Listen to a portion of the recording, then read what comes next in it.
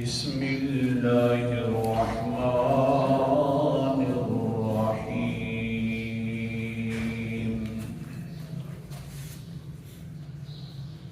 یعلم ما بین ایدیہم وما خلفہم الآیہ صدق اللہ العظیم۔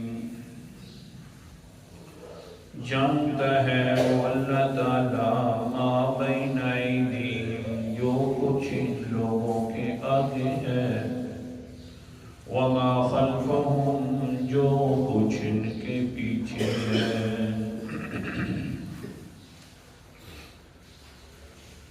سورۃ البقرہ اور آیت الکرسی کا ذکر ہو رہا تھا۔ آیت الکرسی کے اندر اللہ تعالیٰ نے چھٹی جو دلیل دی تھی، رمضان المبارک میں بھی اس کا ذکر ہوا، لیکن آج کے سبق سے انشاءاللہ پھر اسی کا ذکر جو رہتا ہے وہ تھوڑا سا عرض کرنا ہے۔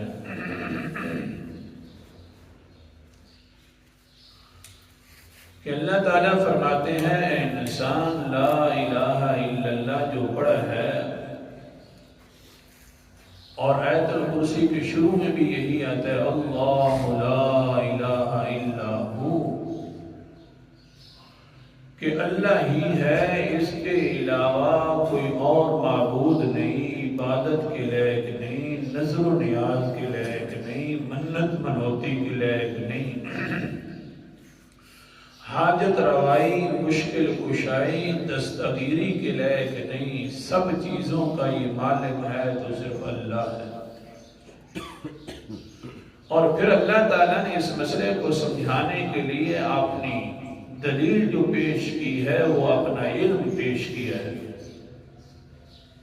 اور فرمایا کہ اے انسان دیکھ لے میں عبادت کے لائق اس لیے ہوں کہ مجھے ہر چیز کے بارے میں علم ہے، میں نظر و نیاز کے لائق اس لیے ہوں کہ مجھے ہر چیز کا علم ہے، جن کو تو نظر و نیاز کے طور پر کچھ نذرانے پیش کرتا ہے ان کو تو اپنی ذات کا علم نہیں ہے، تیرے بارے میں کیسے علم رکھتے ہیں؟ جب تیرے بارے میں علم نہیں رکھتے تو نظر و نیاز دینے کی کیا ضرورت ہے، ان کے لیے سجدے کرنے کی کیا ضرورت ہے، عبادات کرنے کے لیے کیا ضرورت ہے؟ جب میں علم رکھتا ہوں تو میرے سامنے چھوڑتا ہوں۔ اللہ اکبر کبیرہ۔ اصل کے اندر شرک جب بھی شروع ہوتا ہے تو یہ اسی مسئلے کی وجہ سے ہوتا ہے کہ انسان سمجھتا ہے کہ جب میرا بزرگ ہے، میرا آقا ہے یا کوئی پیغمبر ہے وہ میرے حال سے واقف ہے، جب میرے حال سے واقف ہے تو لہذا یہاں سے پکارنا شروع کروں گا تو میری پکار کو پہنچے گا، میں یہاں سے اگر اس کو خوش کر دوں گا، نظر و نیاز دوں گا تو وہ میرے حال سے واقف ہے۔ شرک شروع اسی وجہ سے ہوتا ہے۔ تو اللہ تعالیٰ نے شرک کو ختم کرنے کے لیے فرمایا کوئی نہیں جانتا، جاننے والا ہوں تو میں ہوں۔ ہاں یہ ہو سکتا ہے کچھ نہ کچھ اللہ تعالیٰ اپنے نبیوں کو علم عطا فرماتے ہیں، غیب کی خبروں کا علم دیتے ہیں، لیکن یہ علم الغیب نہیں۔ میں پہلے گزار چکا ہوں اس سبق کو، چند چیزوں کے واقعات کا علم آ جانا یہ نبوت کی شان کے مطابق ہے، تبھی تو نبی بنتا ہے، لیکن ذرے ذرے کا علم، ہر چیز کے بارے میں واقفیت رکھنا یہ صرف اللہ کا خاصہ ہے۔ اور یہ مسئلہ بڑا اہم ہے، آج تھوڑی سی اہمیت بیان کرنی ہے تاکہ کچھ بات سمجھ آ جائے۔ قرآن مقدس کا انداز ذرے ذرے کا علم رکھنا اللہ کی قدرت میں ہے، اللہ تعالیٰ ہی جانتے ہیں۔ اعوذ باللہ من الشیطان الرجیم، بسم اللہ الرحمن الرحیم، عالم الغیب لا يعزب عنہ مثقال ذرة في السماوات ولا في الأرض ولا أصغر من ذلك ولا أكبر إلا في كتاب مبين. آیت نمبر 3 ہے. سورت کا نام سورت سبا ہے، 22واں پارہ ہے. اللہ تعالیٰ فرماتے ہیں عالم الغیب، غیب کو جاننے والا ہے صرف اللہ تعالیٰ ہے. تھوڑا سا جاگ کر بیٹھو، اللہ راضی ہو جائے گا. عالم الغیب ہے تو صرف کون ہے؟ اللہ جی. غیب کا جاننے والا تو ہے. لوگ لغوی معنی کے اندر دھوکہ دیتے ہیں. انشاءاللہ کل بیان کروں گا، کوشش کروں گا. یا اللہ غیب کو جاننے والا تو ہے، عالم الغیب تو ہے، اس کی تعریف کیا ہے. اللہ تعالیٰ فرماتے ہیں لا يعزب عنه مثقال ذرة في السماوات ولا في الأرض ولا أصغر من ذلك ولا أكبر إلا في كتاب مبين. آسمان و زمین کے اندر جتنے بھی ذرات ہیں اس سے چھپے ہوئے نہیں ہیں. ذرے ذرے کو دیکھنے والا، ذرے ذرے کے بارے میں علم رکھنے والا یہ ہوتا ہے عالم الغیب. لا اصغر، نہ ذرے سے کم ہو، ولا اکبر، نہ زیادہ ہو. یہ ساری چیزوں کو جاننے والا ہے تو اللہ ہے. اس کو کہتے ہیں عالم الغیب ہے. کچھ غیب کے بارے میں پتہ چل جانا، اس کا نام علم غیب نہیں ہے. اس کا نام تو ہوتا ہے اطلاع علی الغیب. غیب کے بارے میں اللہ نے بتلا دیا. یا دوسرا نام ہوتا ہے انباء الغیب کے غیب کی خبروں کا پتہ چلے. علم غیب اس کو کہتے ہیں کہ ہر ذرے کے بارے میں جاننے والے کا نام ہوتا ہے علم الغیب. نہیں سمجھ آئی؟ ذرہ اللہ تعالیٰ نے پیدا کیا تو کون سے لمحات میں پیدا کیا، پھر کون سے صحراؤں پر گزارتا رہا اپنی زندگی. پھر اللہ تعالیٰ نے ہواؤں کے ساتھ اٹھایا تو کون سی ہوا کے ساتھ اٹھایا. پھر اللہ تعالیٰ نے اس ذرے کو آپس میں یہ آپس میں آنتیاں پالتیاں کھاتا رہا، ہوا میں اڑتا رہا تو کتنی دیر تک اڑتا رہا. پھر اڑ اڑ کر سمندروں کے اندر چلا گیا تو کتنی دیر تک سمندروں میں رہا. کن کن پانیوں کی پیٹھوں کے اوپر یہ سوار رہا. پھر نیچے بیٹھ گیا یہ ذرہ تو پھر کیا کرتا رہا یہ ذرہ، کس حالت میں رہا. پھر اللہ تعالیٰ نے پھر نیچے سے اٹھا کر سمندروں کے اوپر لے آیا. پھر سمندروں سے لے کر رہا کناروں پر لے آیا. کناروں پر خشک کرتا رہا، کتنی دیر کے اندر خشک ہوا. پھر اٹھا کر اللہ تعالیٰ نے کسی پتے پر رکھ دیا. یہ ساری چیزوں کا علم ہے تو صرف اللہ کے پاس ہے. یہ ہے ذرے ذرے کا علم. اللہ اکبر کبیرہ. سنیے آگے. یہ مسئلہ غیب کا جاننے والا صرف اللہ ہے. بہت اہم مسئلہ ہے. قرآن مقدس کا انداز، سورت کا نام سورت طٰہٰ ہے، 16واں پارہ ہے. اللہ اکبر کبیرہ. اللہ تعالیٰ فرماتے ہیں ان الساعۃ آتیۃ اکاد اخفیہا لتجزی کل نفس بما تسعی. آیت نمبر 15 ہے، 16واں پارہ ہے. سورت کا نام سورت طٰہٰ ہے. زیارت بھی کر لو. اللہ تعالیٰ فرماتے ہیں ان الساعۃ آتیہ، غیب والی ایک چیز آنے والی ہے جس کا نام قیامت ہے. وہ آ کر رہے گی. اس کی اہمیت بتلا رہا ہوں غیب کے بارے میں. اللہ جی آ کر رہے گی. جی ہاں ضرور آ کر رہے گی. اللہ تعالیٰ ہم سب پر آسان فرما دے. آئے گی تو صحیح.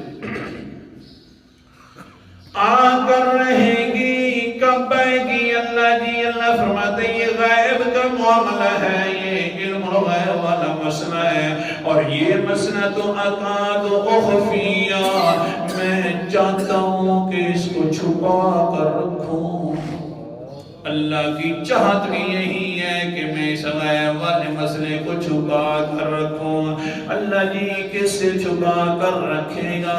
اللہ اکبر کبیرہ، اولیاء سے چھپانا ہے، انسانوں سے چھپانا ہے، جنوں سے چھپانا ہے؟ نانا عبداللہ ابن مسعود کی روایت آپ کے سامنے پیش کر رہا ہوں، ان کی تفسیر پیش کر رہا ہوں۔ وہ فرماتے ہیں من نفسی، اللہ تعالیٰ فرماتے ہیں میں چاہتا ہوں کہ یہ غیب والا خزانہ میں اپنے آپ سے چھپا لوں۔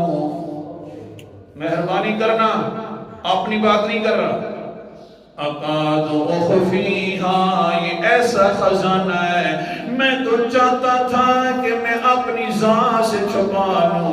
عبداللہ ابن مسعود فرماتے ہیں ہاں یہ بات کے اندر ہے، چلو ذکر کروں گا۔ کون سا عبداللہ ابن مسعود؟ پیغمبر کا ساتھی ہے، شاگرد ہے، حضر کا بھی ساتھی ہے، سفر کا بھی ساتھی ہے، حتیٰ کہ ایک دن حضرت عبداللہ ابن مسعود کو اپنے کندھے کے اوپر ہاتھ مار کر کہتے ہیں قال النبی صلی اللہ علیہ وسلم رضیت من امتی ما رضی ابن ام عبد۔ اے عبداللہ سن لے، جو تو مسئلے بیان کرتا ہے ان مسئلوں پر میں بھی اپنی امت پر راضی ہوں۔ نہیں سمجھ آئی؟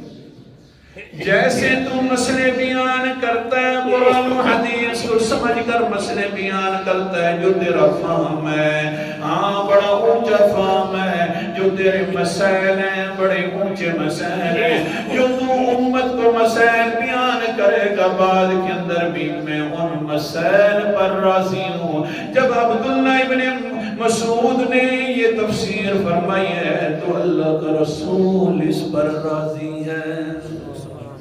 فرمایا قاد وخفیہا، اللہ تعالیٰ فرماتے ہیں میں چاہتا یہ ہوں کہ یہ قیامت و غیب کا جو معاملہ ہے اس کو چھپا کر رکھوں۔ یا اللہ کس سے چھپانا ہے؟ نبیوں سے، ولیوں سے، قطبوں سے، ابدالوں سے، انبیاء۔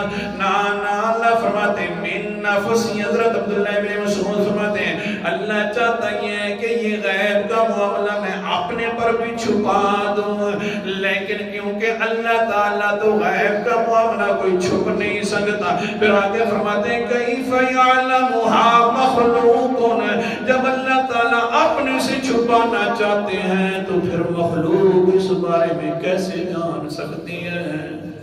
اس لیے غیب کا جاننے والا ہے تو صرف کون ہے؟ اللہ اکبر کبیرہ۔ ہاں اللہ تعالیٰ سمجھ عطا فرمائے۔ مسئلہ یہ ہے سنا، اہمیت اتنی ہے کہ ضرور اس کو اللہ کی چاہت کے مطابق غیب والا مسئلہ چھپا ہوا ہے، لیکن میرا نظریہ بن جائے کہ فلاں حضرت جانتا ہے ناراضگی معاف، فلاں بزرگ جانتا ہے، تو ہم اللہ کی چاہت کے بھی مخالف کر رہے ہیں، اللہ کی چاہت کے بھی مخالف ہو رہے ہیں۔ یہ کوئی عام مسئلہ نہیں ہے۔ اللہ اکبر کبیرہ۔ مسئلہ بیان کیا جائے، یار غیب کو جاننے والا ہے تو صرف اللہ ہے، اکیلا اللہ کی یہ وصف ہے۔ لوگ آگے سے ناراض ہو جاتے ہیں، یار یہ بزرگوں کی گستاخی ہے، انبیاء کی گستاخی ہے۔ آخر کار ہمیں اگر پتہ نہیں چلتا تو نبیوں کو پتہ نہیں چلے تو یہ تو ایک جیسے بن گئے۔ نا ایک جیسے نہیں ہے، وہ بہت اونچے ہیں۔ یہ محض شیطان کی طرف سے وسوسہ ہے۔ ہاں یہ پھر اگر یوں ہی کرتے رہے تو قرآن مقدس کی بھی آواز سن لو۔ اللہ اکبر کبیرہ۔ سورۃ نام سورۃ مومن ہے اور آیت نمبر میرے سامنے 12 ہے، 24واں پارہ ہے۔ اللہ تعالیٰ فرماتے ہیں ذالکم بأنہ اذا دعی اللہ وحدہ کفرتم۔ قیامت والا دن ہوگا، عذاب کے اندر مشرکین کو داخل کیا جائے گا تو یہ آگے سے کہیں گے ہو کیوں داخل کیا جا رہا ہے؟ اللہ فرمائے گا ذالکم، یہ اس وجہ سے داخل کیا جا رہا ہے کہ اذا دعی اللہ وحدہ، جو اللہ کی اوصاف تھی، جب ان اوصاف کو صرف اللہ میں بند کیا جاتا، اکیلے اللہ کے اندر بند کیا جاتا تو تم آگے سے انکار کر دیتے. کیسے ہو سکتا ہے یہ یار بات؟ بڑے بڑے بزرگ ہیں اور یوں واقعات ہیں، جھوٹے موٹے قصے گھڑ لیتے تھے، انکار کر دیتے تھے. وَإِن يُشْرَكْ بِهِ تُؤْمِنُوا، لیکن اللہ کی صفات کے اندر دوسروں کو جب شریک کیا جاتا تو تُؤْمِنُوا، یقین کر لیتے. کہتے جی ہاں یہ سارا کچھ اللہ تعالیٰ نے ان کو عطا فرمایا، بڑا یقین کر لیتے ہیں. آج پتہ چلا ہے فَالْحُكْمُ لِلَّهِ الْعَلِيِّ الْكَبِيرِ، کسی کے پاس نہ کوئی اختیار تھا، نہ کوئی فیصلہ تھا، کوئی بھی کچھ نہیں کر سکتا تھا. سارے فیصلوں کا مالک اللہ ہے، سارے فیصلوں کا مالک ہے تو کون ہے؟ وہ کیا سے اللہ ہے. غیب کو جاننے والا ہے تو صرف کون ہے؟ اللہ. یہ اتنی اہمیت کا مسئلہ ہے. سنو کہ اللہ چاہتا ہے کہ میری تو چاہت یہ تھی کہ میں اس کو تو اپنے آپ سے بھی چھپا لوں. اللہ اکبر کبیرہ، لیکن مجھ سے چھپ نہیں سکتا. مجھے تو پتا ہے لیکن میری مخلوق میں سے کسی کو پتا نہیں ہے. اللہ تعالیٰ عمل کرنے کی توفیق عطا فرمائے.